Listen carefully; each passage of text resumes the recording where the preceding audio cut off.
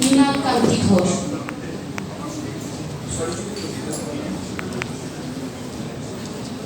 স্মৃতির ভিতরে তারা যেন জ্যোৎস্নার ভিতরে লেখে সরলিতা, গুটি গুটি পায়ে সমর সন্ধ্যা নামে, মুখ করি অন্ধকারে, ভালো লাগে চলে যেতে অনেক দূরে, কাউকে না বলে কাউকে না জানিয়ে।